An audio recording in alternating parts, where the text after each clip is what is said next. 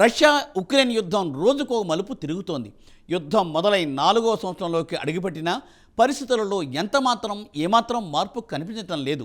Trump జోక్యం చేసుకుని కాల్పుల విరమణకు చొరవ తీసుకున్నా అది ముందుకు సాగడం లేదు. జెలెన్స్కీపై ఒత్తిడి తెచ్చి అలవిగాని షరతులు విధిస్తున్నా మరోపక్క పుతిన్ను పల్లెత్తు మాట అనడం లేదు ట్రంప్. ఇదే అలుసుగా తీసుకున్న పుతిన్ మరింతగా రెచ్చిపోతున్నాడు. ఉక్రెయిన్తో ఎటువంటి చర్చలు లేవు. ముందుగా ఉక్రెయిన్లో జెలెన్స్కీని సాగనెప్పి అక్కడ తాత్కాలిక ప్రభుత్వం ఏర్పాటు చేయాలన్న డిమాండ్ను తాజాగా తెరపైకి తీసుకొచ్చాడు పుతిన్. ఈ ప్రతిపాదనను అమెరికా తిరస్కరించింది. ఇక పుతిన్ డిమాండ్లపై ప్రత్యేక కథనం ఇప్పుడు చూద్దాం.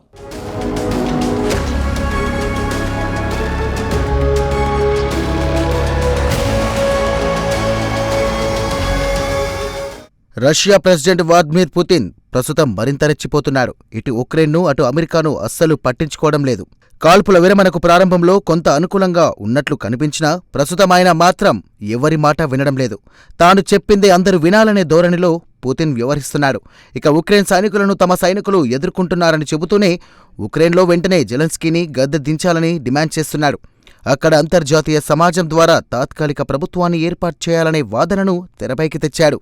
ఉక్రెయిన్లో తన హవా నడిపించేలా పుతిన్ ప్లాన్ చేసుకుంటున్నాడు. తనకు అనుకూలంగా ఉండే వారితో ప్రభుత్వం ఏర్పాటు చేసుకోవాలనేది పుతిన్ ఆలోచనగా కనిపిస్తోంది. అయితే జెలెన్స్కీని గద్దె దింపడాన్ని అమెరికా ఒప్పుకోవడం లేదు. ప్రజల చేత ఎన్నుకోబడిన ప్రభుత్వాన్ని కూల్చడానికి వీల్లేదని ట్రంప్ అడ్మినిస్ట్రేషన్ క్రెమ్లిన్ ప్రతిపాదనను తిరస్కరించింది.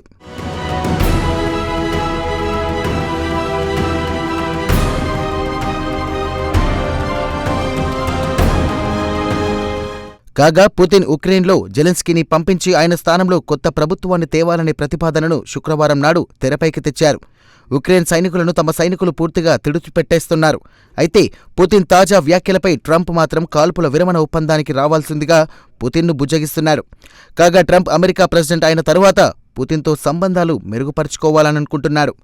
పుతిన్తో తాను నేరుగా మాట్లాడతాను, సౌదీ అరేబియాలో కలుస్తాను అని పలుమార్లు తన మనసులోని మాట చెప్పడంతో పుతిన్లో ఆత్మవిశ్వాసం మరింత పెరిగిపోయింది. ఉక్రెయిన్పై ఒంటికాలిపై చిందులేస్తున్నాడు. కాగా గత 3 సంవత్సరాల నుంచి కొనసాగుతున్న ఈ యుద్ధంలో ఇరువైపులా వేలాది మంది సైనికులు ప్రాణాలు కోల్పోయారు. ఇక ఉక్రెయిన్ భయం విషయానికి వస్తే అమెరికా మద్దతు కోల్పోతే తర్వాత జరిగే శాంతి చర్చల్లో దాదాపు మాస్కోకు అనుకూలంగా ఉండే డీల్ జరుగుతుందనే భయం ఉక్రెయిన్కు వెంటాడుతోంది.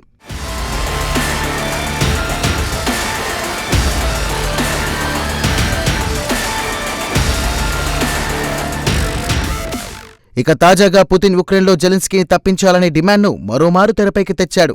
కీవ్లో మాస్కో కీలుబొమ్మ ప్రభుత్వం ఏర్పాటు చేయాలన్నది పుతిన్ ప్రధాన ఉద్దేశంగా కనిపిస్తోంది. ఇదిలా ఉండగా పుతిన్ శుక్రవారం నాడు ఆర్కిటిక్ ఫోరం సదస్సులో మాట్లాడుతూ ఉక్రెయిన్లో ప్రభుత్వ మార్పు గురించి కావాలనుకుంటే అమెరికాతో పాటు యూరోపియన్ దేశాలతోనూ తమ భాగస్వాములు మిత్రులతో పాటు ఐక్యరాజ్యసమితి సమక్షంలో చర్చించడానికి తాము సిద్ధంగా ఉన్నామని అన్నారు. ముందుగా ఉక్రెయిన్లో అంతర్జాతీయ సమాజం పర్యవేక్షణలో కొత్త ప్రభుత్వం ఏర్పాటు చేయాల్సిందేనని తన డిమాండ్ను కాస్త బలంగా వినిపించారు.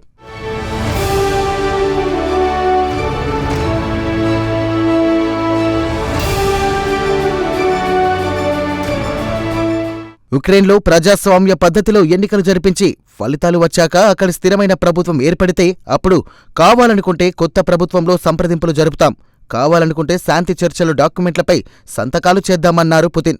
కాగా ఫిబ్రవరి 2002లో రష్యా ఉక్రెయిన్పై యుద్ధం ప్రకటించింది. కాగా పుతిన్ ఉక్రెయిన్ను 10 రోజుల్లో దారి తెచ్చుకోవచ్చు అనుకున్నాడు. తీరా చూస్తే యుద్ధం ఎంతకు ముగియడం లేదు.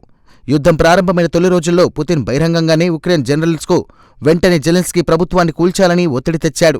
జెలెన్స్కీని నియోనాజీ, నియంత అని, డ్రగ్ అడిక్ట్ అని పలుమార్లు విమర్శించాడు.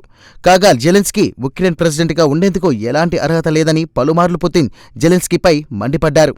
కాగా జెలెన్స్కీ 5 ఏళ్ల పదవీకాలం మే 2024లో ముగిసింది.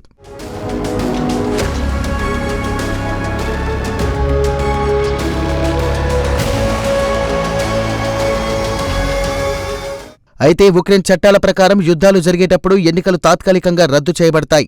అలాగే దేశంలో ప్రతిపక్ష పార్టీలు కూడా ఈ యుద్ధంలో ముగిసే వరకు ఎన్నికలు వద్దని వారు కూడా సర్దుబాటు ధోరణిలో ఉన్నారు. ఇక పుతిన్ విషయానికి వస్తే గత 25 సంవత్సరాల నుంచి రష్యాలో ప్రతిపక్షాలను అణగదొక్కే తానే ప్రెసిడెంట్గా కొనసాగుతున్నారు. తనకు ఎవరైనా పోటీకి దిగితే వారి ఆనవాళ్లు లేకుండా చేస్తున్నాడు. అదే ఉక్రెయిన్ విషయానికి వస్తే అక్కడ ప్రజాస్వామ్యం లేదని, మొసలి కన్నీరు కారుస్తున్నాడని యుక్రెయిన్ రాజకీయ నాయకులు పుతిన్పై మండిపడుతున్నారు. ఇక తాజా పరిణామాల నేపథ్యంలో పుతిన్ మరింత రెచ్చిపోతున్నాడు.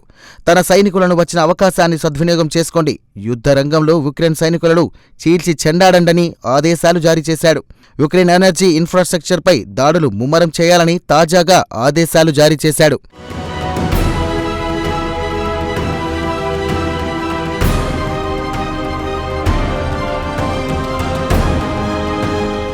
ఇప్పటివరకు తాను తన సైనికులు కాస్త నియంత్రణ పాటించాలని ఆదేశించాను. ఇక అవసరం లేదు. ముందుగా ఉక్రెయిన్ సైనికులను ఫినిష్ చేయమని చెబుతున్నా. త్వరలోనే ఉక్రెయిన్ సైనికులను పూర్తిగా లేపేస్తామని ఆయన ధీమాతో ఉన్నారు. క్రమంగా ఉక్రెయిన్పై పట్టు సాధిస్తామని, స్పెషల్ ఆపరేషన్ ద్వారా ఉక్రెయిన్ మొత్తం కూడా తమ చేతిలోకి వస్తుందని పుతిన్ నమ్మకంగా ఉన్నారు. ఇదిలా ఉండగా రష్యా సైనికులను శుక్రవారం నాడు యుక్రెయిన్ ఈశాన్య ప్రాంతమైన కార్కోవ్ రీజియన్లోని పలు గ్రామాలను స్వాధీనం చేసుకుంది. అలాగే రష్యాలోని కుర్సు రీజియన్ నుంచి ఉక్రెయిన్ దళాలను తరిమేసి ఆ ప్రాంతాన్ని తిరిగి హస్తగతం చేసుకున్నామని రష్యా ఆర్మీ తెలిపింది. ఇదిలా ఉండగా అమెరికా మాత్రం ఇంకా పాత పాటే పాడుతూనే ఉంది. పుతిన్ను ఉక్రెయిన్తో కాల్పుల ఒప్పందానికి అంగీకరించాలని బతిమలాడుకుంటోంది.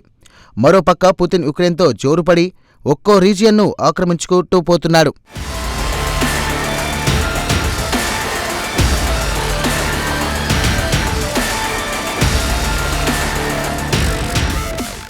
కాగా పుతిన్ అమెరికా, ఉక్రెయిన్లో కలిపి 30 రోజుల పాటు కాల్పుల విరమణ ప్రతిపాదనను తిరస్కరించాడు.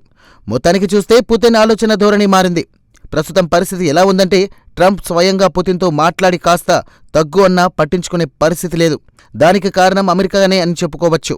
ట్రంప్ ప్రెసిడెంట్గా బాధ్యతలు చేపట్టిన వెంటనే కాస్త కంగారు పడ్డాడు పుతిన్. ఆ తర్వాత ట్రంప్ పుతిన్ వెనుకేసుకురావడం, పుతిన్ మంచివాడు, తప్పంతా జెలెన్స్కీదే అని పలుమార్లు చెప్పడంతో పుతిన్లో ఆత్మవిశ్వాసం మరింత పెరిగిపోయింది. వైట్ హౌస్లో ఇటు జెలెన్స్కీ, అటు ట్రంప్, జేడీ వ్యాన్సెల్ల మాటల యుద్ధం యావత్ ప్రపంచం చూసి ముక్కున వేలేసుకుంది. అప్పుడు క్రెమ్లిన్లో కూర్చొని పుతిన్ కూడా ముసిముసి నవ్వులు నవ్వుకున్నాడు. వీరిలో వీరు కొట్టుకొని చేస్తున్నారు. వీరు తనని ఏమీ చేయలేరన్న ధీమాతో పుతిన్ రెట్టించిన ఉత్సాహంతో సరికొత్త షరతులు విధిస్తున్నాడు. ఈ మొత్తం ఎపిసోడ్లో తెలివైనవాడు ఎవరైనా ఉన్నాడంటే అది ఖచ్చితంగా పుతిన్ అనే చెప్పుకోవాల్సిందే.